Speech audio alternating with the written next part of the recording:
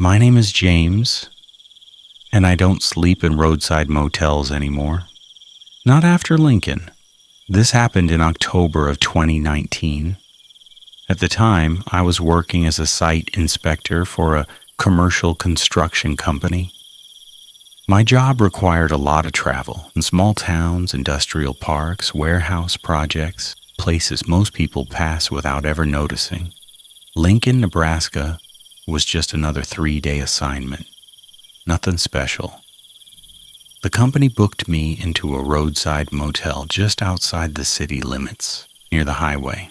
The kind of place you don't question. 2 floors, exterior doors, ice machine that probably hadn't worked since 2007. Check-in was normal.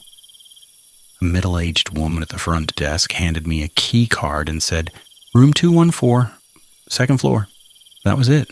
No weird vibe, no strange warning, just routine. When I opened the door to the room, the first thing I noticed was the smell. Not bad, just old. Like carpet that had absorbed too many years of air conditioning and cigarette smoke from a different decade. The furniture was dated, the wallpaper slightly peeling near the ceiling. The AC unit rattled when it kicked on. But it wasn't disturbing, it was just a motel. The first night was completely normal. I ordered takeout, answered emails, watched some TV, fell asleep around midnight, no issues. The second night is when it started. I remember checking the time because it felt so specific. It's 2:17 a.m. That's when my eyes opened. There was no loud noise, no crash, no bang. I just woke up. The room was dark except for a faint glow leaking through the gap in the curtains from the highway lights outside. And immediately, before I even moved, I felt it. That awareness, like the air had changed. Like I wasn't alone in the room anymore. It's hard to explain unless you felt it. There's this instinct your body has, a quiet alarm. You don't see anything, but something inside you says, you're not alone. I stayed still, listening. The AC was off. No cars passing, just silence. Then I heard it. A soft sound, like fabric brushing against carpet. Shh. Very light, very close. I sat up immediately. "Hello?" I said. My voice sounded too loud in the room. No answer. I reached over and turned on the bedside lamp. The room looked completely normal. Desk, TV, bathroom door closed. Empty chair in the corner. I got up and checked the bathroom. Nothing. Checked the closet. Nothing. I even looked under the bed, feeling stupid while doing it. Empty. I told myself I was just half asleep, but maybe I dreamed the sound. I turned the light off again and lay back down, and that's when I felt it, at the foot of the bed. The mattress shifted. Not violently, not dramatically, just enough to feel weight. Like someone had slowly sat down. Right near my feet. My entire body locked up. I didn't move. I didn't breathe. I was staring into the darkness. Nothing visible. But the mattress was slightly compressed. I could feel it. 2 seconds. 3 seconds. Then the pressure lifted, slowly, like the weight stood back up.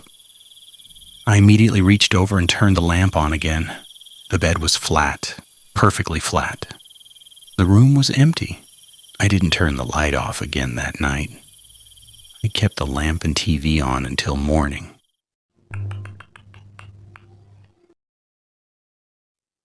The next day, I mentioned it casually at the front desk. I didn't want to sound crazy.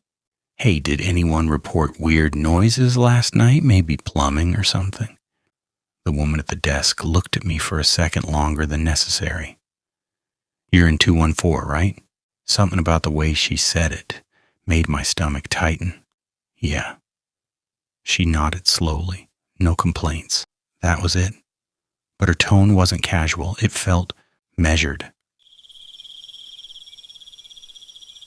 That night, I decided if anything happened, I would record it. I wasn't afraid. I was curious. I even laughed at myself before going to bed. You're just tired, James. 2:13 a.m.? Again. Eyes open. No alarm. No sound waking me, just awake. The room felt colder. I checked the AC. It wasn't running. The curtains moved slightly, not dramatically, just enough to notice, but the window was closed, and there was no draft. Then that same feeling, stronger this time, like someone was standing beside the bed, close enough to reach out and touch me. My heart was pounding, but I forced myself to move slowly. I grabbed my phone from the nightstand, turned on the camera, started recording. I held the phone out into the darkness, panning slowly around the room. Nothing, just grainy shadows.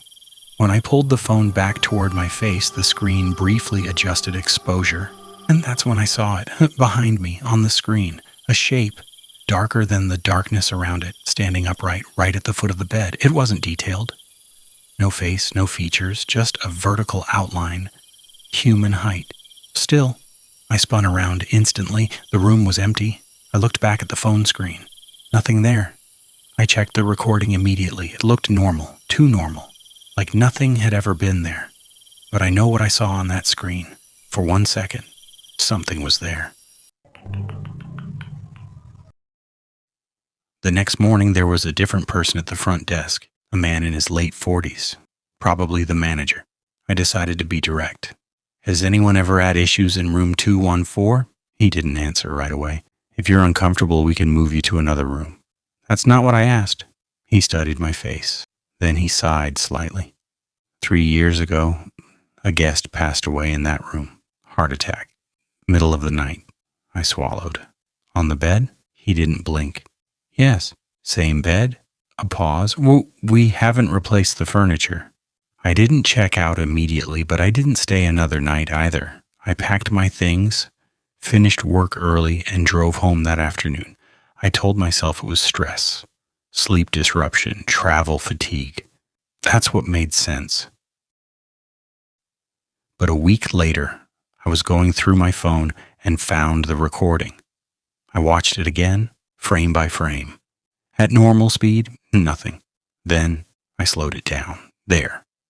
For less than half a second. Behind me, a faint vertical distortion. Not solid, not transparent, just wrong. Like the air had shape. I showed it to a friend who works in video editing. He said it could be compression artifacting, low light distortion, digital noise. That explanation should have comforted me. It didn't, because I remember the weight on the bed. That wasn't digital noise. That was physical, subtle, but real. Nothing followed me home. Nothing moved in my apartment. No shadows in the hallway. No footsteps at night. But sometimes, when I'm lying in bed in total darkness, right before I fall asleep, I feel that same subtle shift near my feet, like the mattress adjusts very slightly. I never look anymore, because I don't want to confirm anything. Lincoln wasn't dramatic. There was no screaming and no broken glass, no possessions thrown across the room, just presence, quiet, patient, almost calm. Whatever was in room 214 didn't hurt me. It didn't try to. It just existed. And sometimes I wonder if that man who died there ever realized he wasn't alone in his final moment, or if something simply stayed behind. Not angry, not violent, just waiting. And if you ever find yourself driving through Nebraska late at night, and you see a small roadside motel off the highway, maybe check the room number before you unpack, because some rooms don't feel empty, even when they are.